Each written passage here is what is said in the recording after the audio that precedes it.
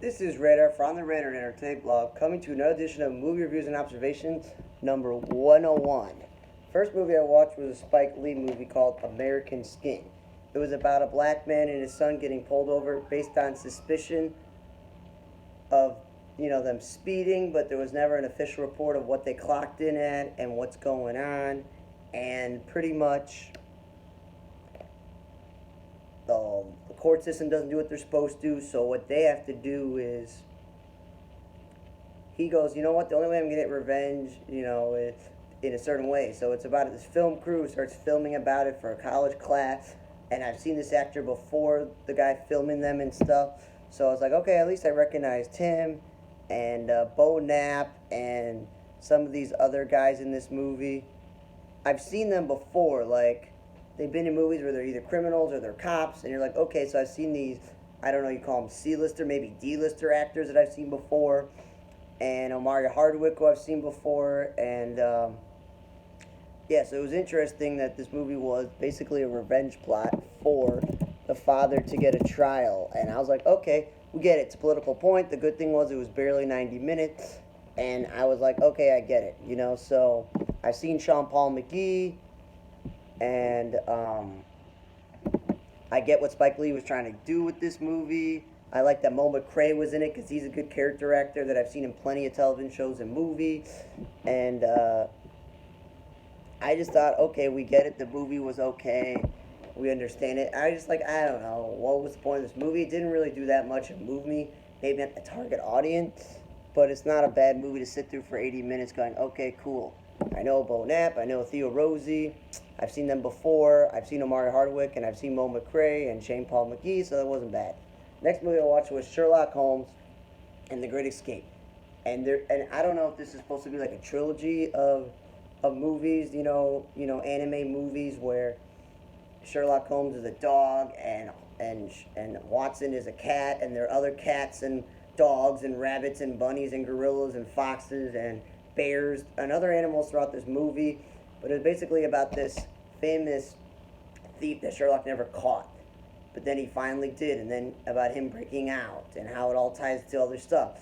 So it was a pretty good movie. I liked it. It was a good kids movie, about 80 something a minute. So all signs point like kids should watch this movie. It's cute, it's clever. Some of the characters look more humanoid than they do humans, but that's another story.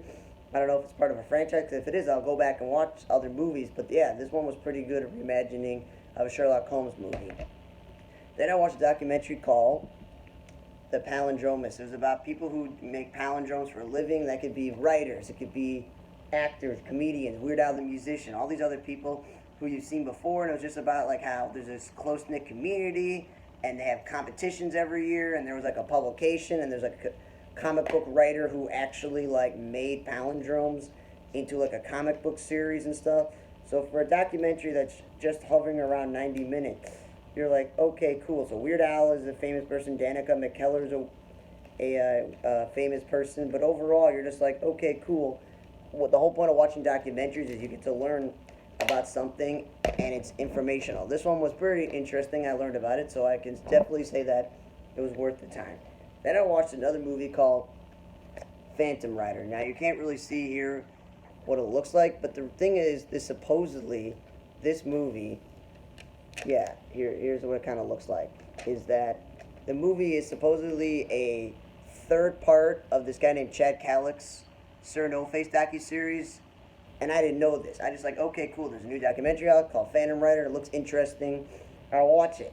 But if you haven't watched the other two like me, you're just like confused because you just thrown jumped in there, and you're not sure if this is about like aliens or it's about fake alien attacks or government conspiracies all around the world. It's just a movie about all different conspiracy theories, and you're just like, I'm confused that between this Chad Kallick and Craig Powell people, are they looking into what Australia is doing or looking into the whole entire world? So it's just so confusing of what they're trying to get, what the point of this documentary was. A lot of it was more, film, like footage from somewhere else, more than actually interviewing people. So I don't know. I don't get the point of the documentary. I may have to have watched the first two, but I don't get it. Then I watched the movie Reunion with Julia Ormond. Supposedly I realized like this is her best acting performance ever. No, this movie was basically confusing in terms of grandparents died. But the woman's pregnant, so she goes to try to sell the house, but her estranged mother's there, who they never really got along with. Then her father, who's like, sick and he can't take care of himself, and he's there. And then they have a guy, fixing up the house so they can sell it, but it's her ex-boyfriend, and you're just like, what the heck is going on? And the only creepy things are the fact that she's researching really weird things, and they're showing you on the screen what's weird. There really isn't any jump out like, oh my god, scary, horrific things happening to these people. She is having bad dreams. She's researching this stuff, and that's not really anything really scary. I don't get the psychological part of this. It was just, yeah, she had dreams, and she was researching this stuff, and this house is supposedly cursed or whatever, and her father was abusive and a cheater, and they had another girl live with them, maybe from another woman he had a child with. I don't know. It was just really weird and horrible. So I don't understand this whole, it's her best performance. I was like, I don't really know.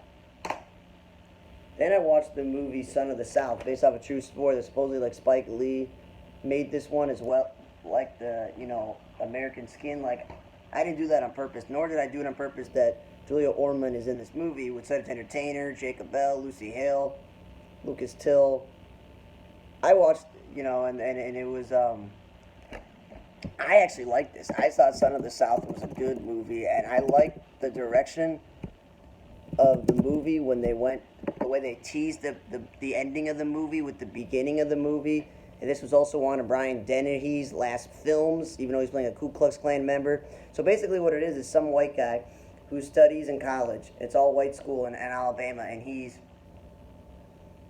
researching something for the civil rights movement, and it causes a stir in the white community at his college with his grandfather in the Ku Klux Klan.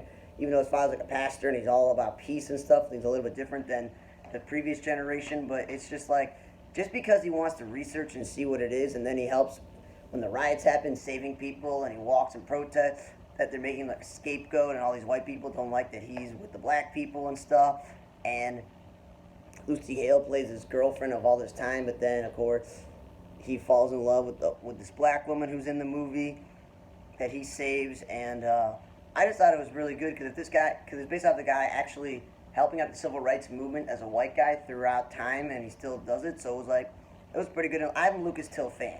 I liked him in the X-Men prequels. I really loved him as the second version of MacGyver. So I'm glad he got to be in another movie. It wasn't too long. It was educational. I learned a lot of stuff, and yeah, the cast was good. The writing was good. I thought it was a great addition to, biopics and things about true stories. So overall, I like it more because Lucas Till really sold it more than anything else. Then I watched The Reckoning, and it's like fear spreads like the plague. So basically, the plague is happening, and this woman's husband dies, and they think that because she's not affected by the plague and her daughter's not affected by the plague, that she's a witch.